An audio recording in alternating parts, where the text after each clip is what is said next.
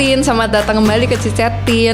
Aku Chit. Dan aku Chat. Dan kita adalah Chit Chat. Apa kabar, Tin? Semoga kalian tetap sehat-sehat aja ya. Dan jaga kesehatan kalian supaya nggak sakit. Nah, gimana nih hari ini? Hari ini kita bakal bahas yang seru lagi nih tentang apologetika. Nah, arti dari apologetika sendiri itu adalah membela iman. Tapi kali ini kita akan pakai bahasa Inggris ya, Tin. Karena pembicaranya juga pakai bahasa Inggris. Hi, Mr. Nathan. Hi. It's good to see you. It's a pleasure to meet you, and also thank you for your time to be here with us. Can you introduce yourself? My name is Nathan Fosdahl. I'm a teacher at a small school in Jawa Tengah called Mountain View Christian School. I've been teaching there for a number of years now. For probably 17 years. I was in high school and middle school. So I love doing this, but I've never taught it in Indonesia. I've never taught it in Bahasa. It's okay. I'm so sorry. No, it's okay. Why did you learn apologetic in the first place? So one time I was in my sixth grade class in elementary, and I had a teacher, a Christian teacher, who challenged us on something about Christianity. And it was something that Christians can be on either side of. And first, the kids all took one side together, and then the teacher presented a different side, and all of us students switched our sides to the teacher's side. And then the teacher switched his position, and he argued the other side, and all of us students switched our position. And it bothered me so much that I didn't know why I believed the things I did. As I got older, I would start to debate atheists and Muslims. I would talk about what I believed. And one time when I was in high school in SMA, I got in a debate with an atheist, and he had an answer for everything I said. There wasn't a single thing I said he didn't know the answer to. And then he started to ask me questions, and I didn't know the answer. And it bothered me inside. It bothered me inside going, is Christianity true? And so I began to study. And what I've come to know is that if you don't read your Bible and have problems with it, you aren't reading your Bible. There's things in the Bible that are hard, and they're meant to be hard. And if we don't ever ask questions about it, we're never really going to understand who God is and the world He has made for us. Okay, so today we have collected some questions for you about Christianity, and let's start with the first question then. The first question is there a God, and are there any arguments or evidence that prove the existence of God?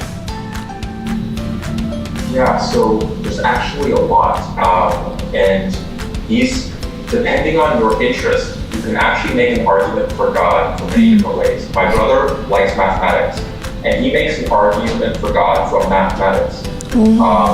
I like to go into sciences, and there's some questions you can ask, and we can get to an argument for God. For instance, why is there anything at all rather than nothing? Why do we have a universe? Why do we have a world? Why do you and I exist? Why is there not just nothing? And we would explain why we're here because of something else. I'm here because of my parents. The world exists because of atoms coming together. Atoms exist because of something before. But there has to be something that exists just because it has to exist. There has to be something that just has to exist.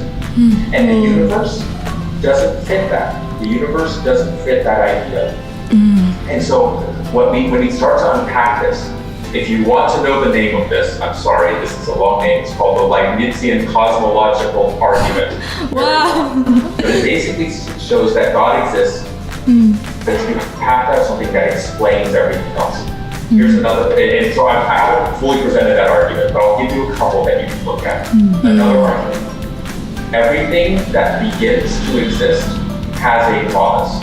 Something caused it to exist. The universe began to exist. Therefore, the universe had a cause. Now, whatever caused the universe can't be made of matter. Matter exists inside the universe. It can't be in space.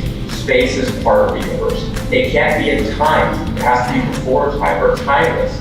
Because time starts with the universe in some way. So whatever created the universe, whatever caused the universe to exist, has to be timeless, spaceless, immaterial, and powerful to create a full universe. So what can that mean? And to us, it would have to be God. Then here's the last one. I literally have 10 arguments. I can give you one more.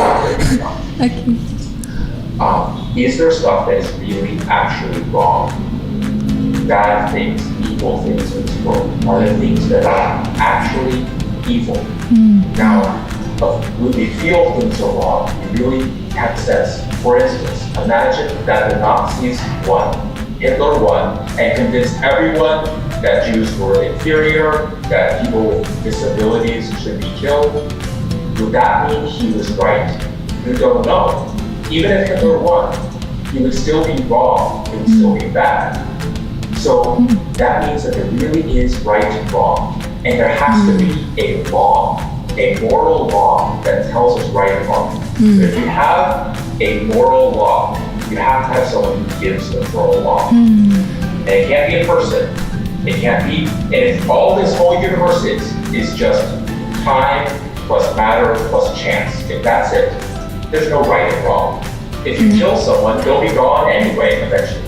The universe will stop existing at some point.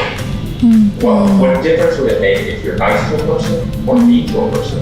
They'll die either way. You will die either way. But if we really believe that there's wrong things, someone has to give us law. Now we can go into more, but we're going to take up too much time. I wanted to send you guys a message of my email address, and you can give this to any of the people who watch. And then you can always contact me through email. Or if you guys want to ever create a WhatsApp group, you have my number. Add anyone onto it, and anyone who's listening to this, you can talk to me anytime. I like to talk about these things. Okay. So I'll send you guys my email later. And we can move on to the next question. Okay. Thank you. You said there's a God. So why does God exist? Okay, so this is the first argument I talked about.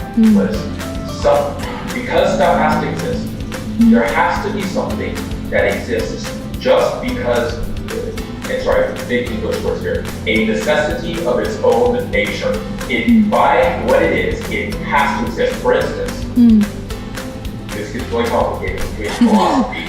But if the idea of number two exists, like do you ever think about this? If there's no numbers, if you haven't invented numbers, does the idea of 2 or 3, do those still exist?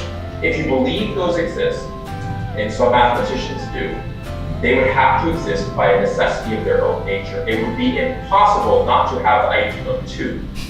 Anyway, so we have this type of thing. So God doesn't exist because something before him created him. He doesn't exist because the universe exists. God is what is really true. And God exists more than anything else exists. God exists. So if you want to understand more of this, I'll give you, for those who like philosophy, there's a book called The Nature of Necessity. I'm sorry, it's a big word, but you can go more into this, or email me and we can talk about it sometime. Okay. Okay, so how do we explain to other people that God really exists? Yeah, so I have a friend who I've known for many years, and he's an atheist. He was an atheist before, and he's still not a Christian. And I've talked to him many times. And I've talked to some people who have come to know God personally. You guys met Jose. Jose was one. Yeah. By just talking about God, talking about Christianity, he explained the argument and answering questions. He recognized that God exists. But here's the thing you will learn: not everyone rejects God for the same reasons. My grandmother, she rejected God. She was an atheist for the longest time. Now, she may have died as an atheist, I don't know. she did not want to believe in God because things that happened in her life made her so angry that she was angry at God, and so she rejected God. If I'm talking to my grandmother, I'm not going to talk about here's evidence, here's more evidence. That's not what she needs. She's hurting me inside. She needs someone to talk to about what's hurt inside. And you guys have this question coming up about pain and what we do with suffering and evil in the world. And if someone is struggling with that, you don't need to give them evidence. Talk to them as a person. And here's the thing, if you are a Christian and Jesus is alive in you, people will be able to tell the difference. Eventually. I have friends who contact me 10 years later and go, I became a Christian, not because of any of the arguments, but because after 10 years, you were different, and the Christians were different. And that told him more than all the evidence. So how you talk to people, learn the arguments, there's good arguments. Learn that, they're great. But also remember you're talking to a person who has had a life and hurt and pain and a story. Learn their story and talk to them. Wow, okay. So if God is all-knowing, why does He let Satan exist? So this is a really good question. And the first thing I would say is there's a couple of ways I want to answer the question.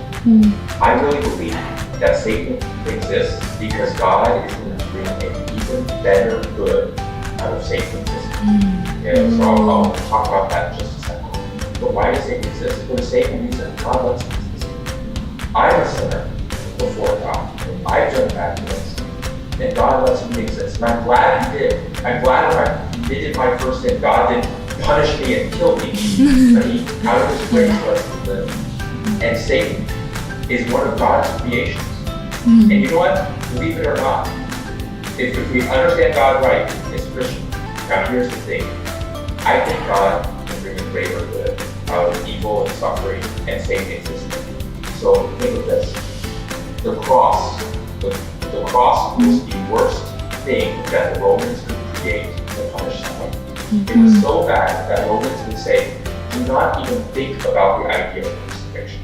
Do not even speak of it, it is so evil. Now, because of what Jesus did, we wear it as jewelry. We wear it as earrings. Jesus took a bad thing, the worst thing that Rome could create, and He turned it into something that we decorate our bodies with and our homes with. And we look at a cross and we see something good, because God takes bad and He turns it into good.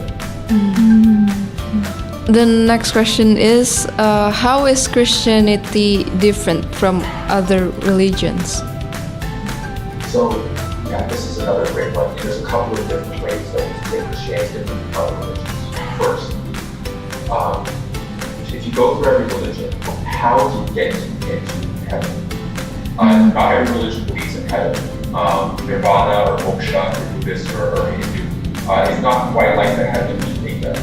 But whether you're Hindu, or Buddhist, or Muslim, or Jew, there's an idea of what you do in some way get you to heaven. Say the Shahada, maybe you say it enough, maybe you pray enough, and God will accept you into heaven. But Christianity is the only one that believes, no, you can't do it. You're not good enough. You owe your own life.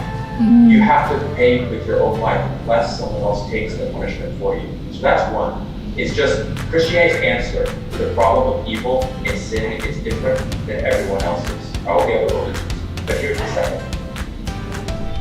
There is an argument for the resurrection of Jesus. You can argue through history that Jesus really rose from the dead. And Jesus rose from the dead. Christianity is true. Islam does not have this. Islam, the only argument, sorry, I'm about to have children. I'm about to have children run into my office here. It's very distracting. There's no windows staring at me smiling. I'm only a matter of time.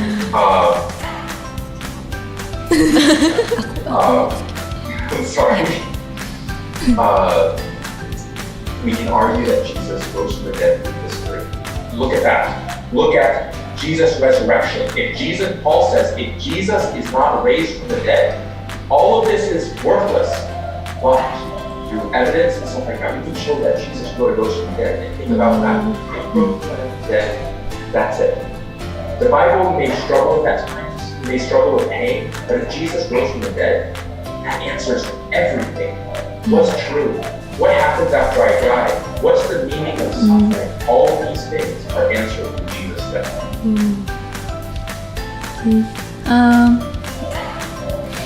Why did God create angels? Is it true that every human has one angel that protects them?